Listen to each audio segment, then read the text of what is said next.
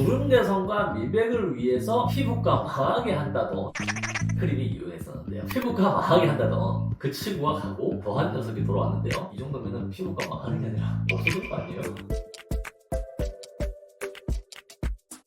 안녕하세요. 모델 피부과 전문의 김창입니다. 나이가 들면서 생겨나는 잔주름, 특히 입 주위, 눈 주위의 잔주름은 갈수록 심해지고 짙어지는데요. 오늘은 집에서도 잔주름을 커버할 수 있는 좋은 방법에 대해서 말씀드리겠습니다. 출발!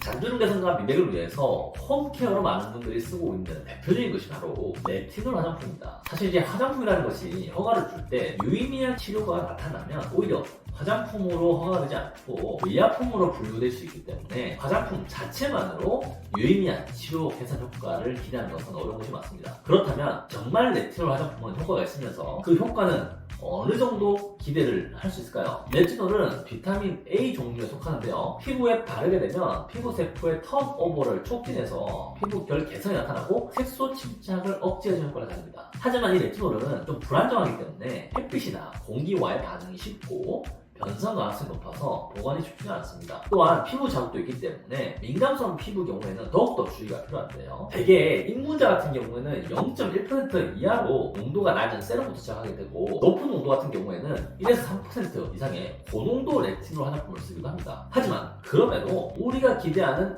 미백과 주름 개선 효과를 위해서는 이 정도 농도로는 부족한 것이 사실입니다. 그렇기 때문에 한때 주름 개선과 미백을 위해서 피부가 망하게 한다던 스티바 A 크림이 유행했었는데요. 만약 레티놀 화장품으로 이 스티바 A처럼 효과를 보고자 한다면 농도를 몇 배나 올려야 되는데요. 그럴 경우에는 부작용 우려 때문에 화장품 허가를 낼 수가 없게 됩니다. 그럼에도 불구하고 우리에게 좋은 대안이 있습니다. 바로 이 아크릴프 크림인데요. 피부가 망하게 한다던 그 친구가 가고 더한 녀석이 돌아왔는데요. 과거에 유행했던 스티브 A가 트리티놀 1세대라면 이 아크릴프 크림은 무려 4세대 트리티놀 크림입니다. 스티브 A의 경우에는 1세대이기 때문에 햇빛과 반응해서 분해가 되기 쉬웠고요. 그래서 좀 밤에 발라야 됐었죠. 또한 자외선에 반응하여서 광과민성 피부염을 유발할 수 있는 위험이 있기 때문에 바르고 낮에 나가기가 어려웠습니다. 그 외에 피부 자극감이라든지 또 건조, 홍조, 눈 자극 등의 그런 불편감들이 많았는데요. 현재 한국에서는 이 스티바 A는 생산이 중단되어서 구할 수도 없는 실정입니다. 이런 여러 가지 단점들을 보완한 것이 바로 아크릴프 크림입니다. 특히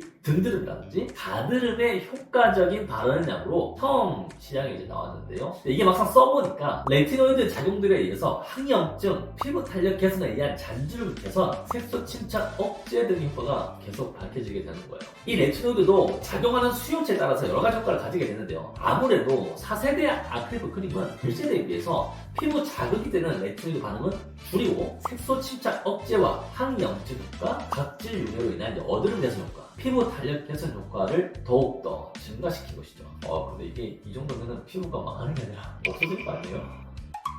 이 아크릴프 크림은 꾸준히 안전하게 쓰는 것이 중요한데요. 사용하는 방법은 먼저 아크릴프는 전문 의약품이기 때문에 근처 피부과에서 처방받으실 수 있고 75g 기준으로 약국에서 약 6만원에서 7만원 정도 선에서 구매가 가능합니다. 좀 비싸긴 하지만 한 번 사면 1년 이상 쓸 수 있는 양이니까 그나마 다행입니다. 이제 집에 있는 크림류의 보습제와 이 아크릴프 크림을 1:1로 섞은 다음에 면봉 크기 정도를 얼굴 전체적으로 펴서 발라주면 되는데요. 처음 2주 정도는 한 2-3일에 한 번씩 바르다가 별다른 불편감이 없다면 매일매일 발라주면 됩니다. 4세대로 넘어오면서 햇빛에 대한 민감성 반응이 좀 많이 줄어들긴 했지만 그래도 레티노이드 자체가 광민감성 반응을 완전히 무시할 수는 없기 때문에 바른 후에 과한 자외선 노출은 조심하는 것이 좋겠고 필요하다면 자외선 차단제를 잘 발라주는 것이 좋겠습니다. 또한 초반에는 이제 바르다 보면 옅은 각질들이 일어나기도 하는데요. 붉고 가렵거나 자극감이 없다면 보습제를 충분히 발라주는 것만으로도 좋아지게 됩니다. 만약 초기에 소량을 발랐음에도